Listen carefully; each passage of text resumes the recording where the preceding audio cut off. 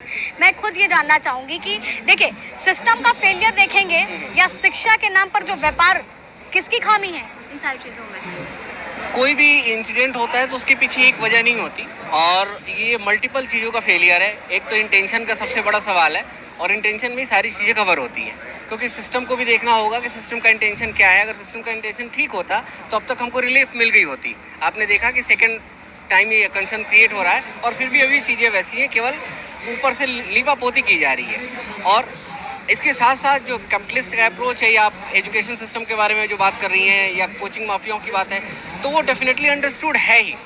जब हमारे पास 4 रिजल्ट हो रहा है, 2 रिजल्ट हो रहा है और उसकी अकाउंटेबिलिटी हम ले रहे हैं, तो जो हमसे 400 करोड़ कमा रहे हैं, क्या उनकी अकाउंटेबिलिटी यहाँ नहीं बनती है कि उन बच्चों को एड्रेस साथ ही करें? साथ सुनने में आ रहा है कि अब एक ऐसा मेगा प्लान तैयार हो रहा है कि जो ये कोचिंग के हब है, इन सारी चीजों में जब यहाँ हादसे हो रहे हैं तो इसको शिफ्ट करके रोहिणी और नरुला साइड कर दिया जाए, तो ये जायज है क्या? ये सॉल्यूशन है?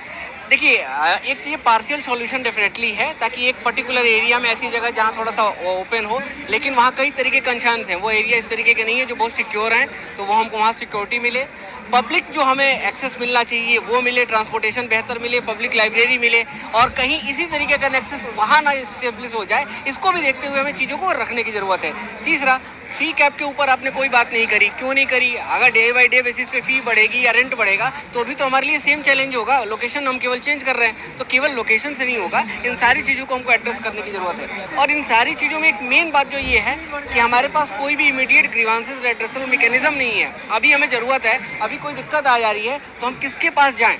अगर स्टूडेंट एरिया है और उस स्टूडेंट की वजह से उस एरिया की इकॉनमी बेहतर हो रही है, लोगों की ज़िंदगी बेहतर हो रही है, तो उसका एडवांटेज भी तो हमको मिलना चाहिए।